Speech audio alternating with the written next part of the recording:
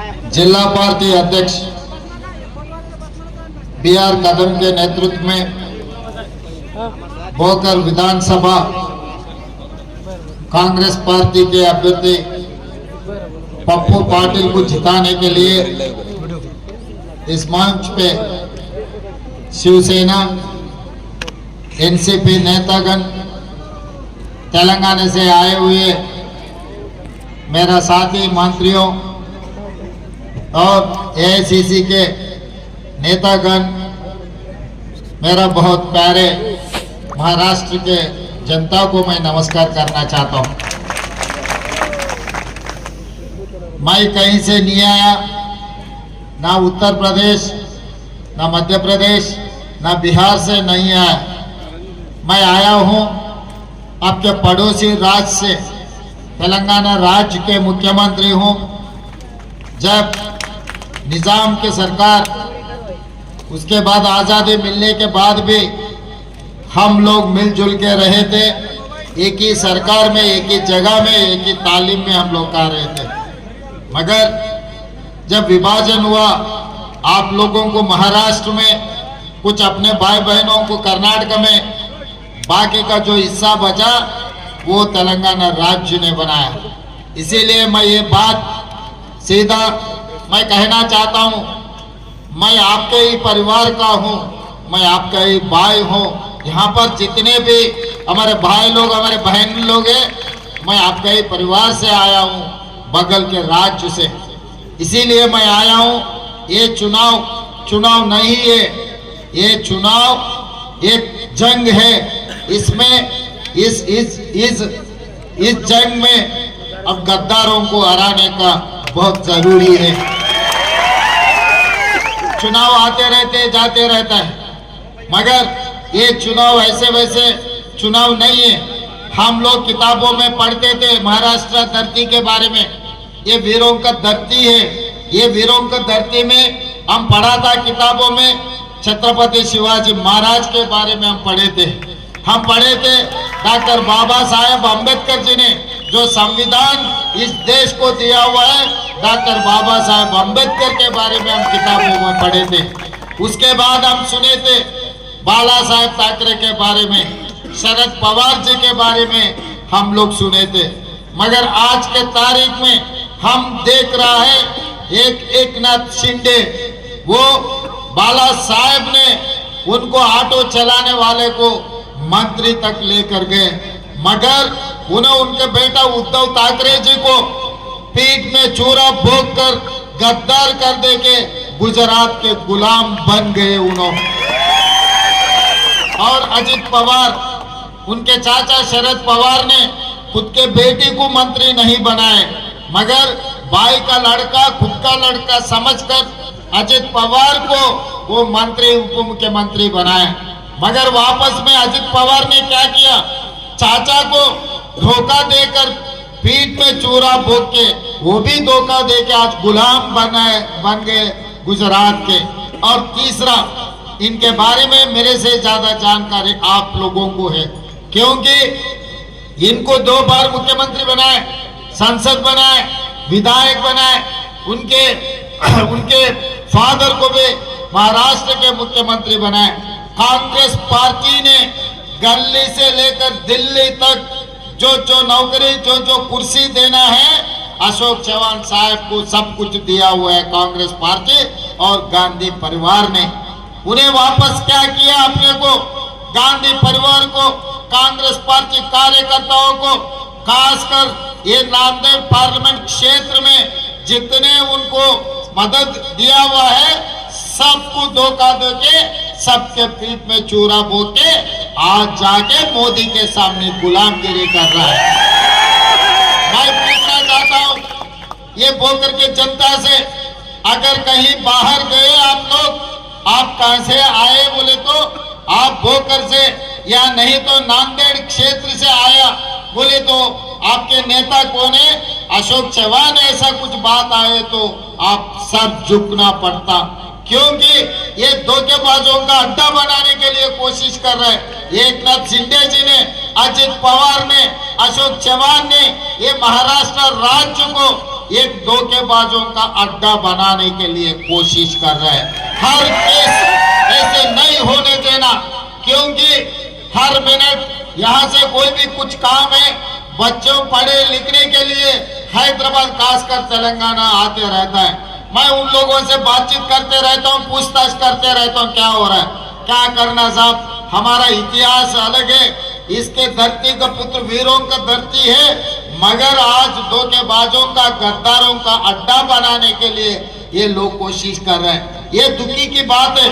इसीलिए इस क्षेत्र से ये गद्दारों को सबक सिखाना है।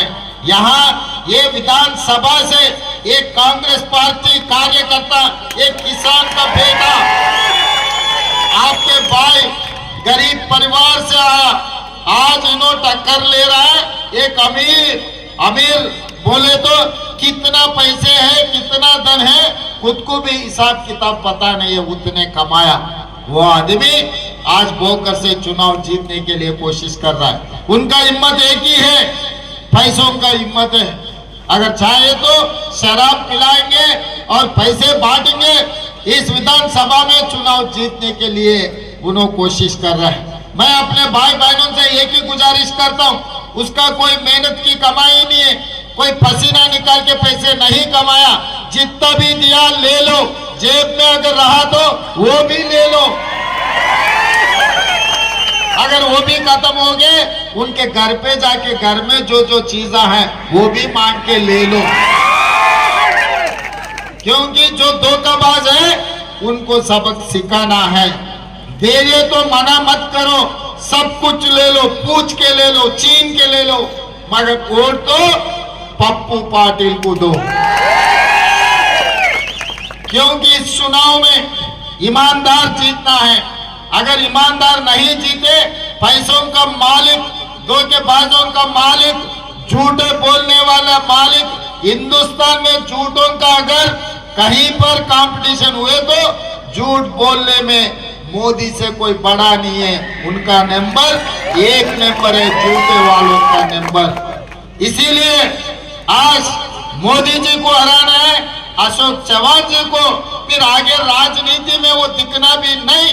उन्होंने आपके नाम इतना खराब कर चुके हैं, कांग्रेस पार्टी को धोखा दिया हुआ है, उनको भी हराना है। और इनके साथ साथ अपना लोकसभा का भी चुनाव हो रहा है। रविंद्र चौहान को मैं अभी धर्माबाद में छोड़कर आ रहा हूं, क्योंकि वहां के कैंडिडेट को जिताने के लिए वहां पे जलसा लगा है। मुझे सोलापुर जल्दी बांटने का था, मैं वहां नहीं जा सका, इसीलिए डॉक्टर मृणाल पाटिल को वहां पर चुनाव जिताने के लिए और इनको रविंद्र चौहान को मैं वहां पर भेज दिए। मैं भोकर के जनता के सामने, मैं धर्माबाद के जनता को भी मैं गुजारिश करना चाहता हूं, वहां पर भी कांग्रेस पार्टी उम्मीदवार मृणाली जी को भी वहां चुनाव में जिताने का बहुत जरूरी है, क्योंकि इस बार महाराष्ट्र में महाविकास आघाड़ी का सरकार बनाना है। इसीलिए हर सीट, हर विधानसभा अपने लिए बहुत कीमती है। इसीलिए धर्माबाद में मृणाल जी को और भोकर में अपना पप्पू पाटिल को जिताने का जरूरी है। वैसे ही नांदेड़ लोकसभा क्षेत्र में भी रविंद्र चौहान को सबसे ज्यादा बहुत मेजॉरिटी देकर उन्हों को भी जिताना है। और मोदी जी ये कह रहे हैं कि तेलंगाना गारंटी के बारे में कुछ बोलना शुरू किए। मैं इस मंच से मोदी जी से ये सवाल करना चाहता हूं, आप 11 साल हो गए प्रधानमंत्री बनकर, मैं मुख्यमंत्री बनके 11 महीने हुआ। अगर बहस करना चाहता है तो मैं दिल्ली आऊंगा, नहीं तो आपके फडणवीस है, कौन है, आपके जो शाकी नेता आपके पट्टे हैं, एकनाथ शिंदे और अजित पवार, फडणवीस को तीनों को हैदराबाद भेजो। होना बोले तो हवाई जहाज मैं दूंगा, हवाई जहाज मैं देके बुलाऊंगा। हम लोग सोनिया जी ने जो 6 गारंटी दिया हुआ है, हम लोग गारंटी निभाए। खासकर यहाँ के किसानों से मैं एक ही बात करना चाहता हूँ, मैं एक बात बोलना चाहता हूँ, हम सरकार बनने के बाद चुनाव के समय पर 2 लाख रुपए किसानों को कर्जा माफी के बारे में हम गारंटी दिया हुआ है। वो गारंटी हम तेलंगाना में 25 दिन में 18,000 करोड़ रुपए 22-23 लाख किसानों परिवारों को हम 18,000 करोड़ रुपए कर्जा माफी किए, उनके बैंक खाता में आज डाला। इसीलिए महाराष्ट्र में, इस राज्य में सबसे ज्यादा किसानों का आत्महत्या हुई। हिंदुस्तान में सबसे ज्यादा 20,000 लोग किसानों ने यहाँ पर खुदकुशी किए। इसीलिए कांग्रेस पार्टी ने ये गारंटी दिया हुआ है किसानों को 3 लाख कच्चा माफी करने का किसानों को वादा किए। जैसा हम लोग तेलंगाना में 2 लाख रुपए कच्चा माफी किए, महाराष्ट्र में, इस राज्य में भी किसानों को 3 लाख कच्चा माफी करने का जिम्मेदारी महाविकास आघाड़ी उठाने वाले हैं। और इसके अलावा नौकरी के बारे में मोदी जी ने 2014 में ये बात कहा, हर साल 2 करोड़ नौकरी देने के लिए। 11 साल हो गए मोदी जी प्रधानमंत्री बनकर, 11 साल में 22 करोड़ नौकरी देने का था। मगर पिछले साल मैं लोकसभा में था, मैं एक सवाल पूछे तो वो जवाब दिए 7 लाख लोगों को नौकरी दिए। मतलब 1% भी नहीं दिया हुआ है मोदी जी ने किसी बेरोजगार युवता को। मगर तेलंगाना राज्य में 10 महीने में 50,000 सरकार नौकरी मैं दिया हुआ हूँ। अगर मोदी जी आपको कोई शक है तो आपके आदमी लोगों को हैदराबाद भेजो, एलबी स्टेडियम में 50,000 लोगों को मैं खड़ा करता हूँ, पूरा गिन लो। अगर एक भी कम पड़ा मैं माफी मांगता हूँ, नहीं तो आपके लोग वहीं पर तेलंगाना जनता को माफी बोलकर निकलना है। इसीलिए हम सरकार नौकरी 10 महीने में 50,000 दे चुका है तेलंगाना में। इसके अलावा गरीब परिवारों को 200 यूनिट बिजली हम तेलंगाना में मुफ्त में दे रहा है। 50 लाख गरीब परिवार आज 200 यूनिट आज तेलंगाना में वो लोग इस्तेमाल कर रहा है। और सिलेंडर आज महाराष्ट्र में मेरे ख्याल से हमारे बहन, हमारे दीदी लोग बोलना है, हमारे माँ लोग बोलना है 1100 रुपए है, मगर तेलंगाना में 500 रुपए में आपको सिलेंडर मिल रहा है। सोनिया जी ने आदेश दिया हुआ है 500 रुपए में सिलेंडर देने के लिए। कम से कम 50 लाख लोग परिवार को आज 500 रुपए में सिलेंडर मिल रहा है। इसीलिए हमारे माँ, हमारे बहनों से मेरा एक ही गुजारिश है, सबसे ज्यादा मेजॉरिटी या भोकर विधानसभा से पप्पू पाटिल को जिता दो। आप लोगों का 5 गारंटी निभाने का जिम्मेदारी इन्हों लेंगे, उनके साथ मैं भी लेता हूं। रविंद्र चौहान को आप लोकसभा में आप भेजने का बहुत जरूरी है।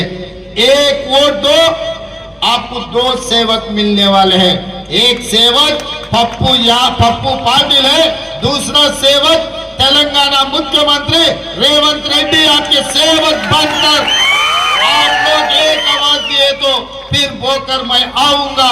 इस बार कांग्रेस के उम्मीदवार शिवसेना और एनसीपी के मदद से इस चुनाव में जिताओ। आप लोग इनको अच्छा मेजॉरिटी से जिताने, आप लोग तैयार है जिताने के लिए? तैयार है? तैयार है? सब लोग हाथ उठा दो। जय कांग्रेस, जय जय कांग्रेस। धन्यवाद मित्रों।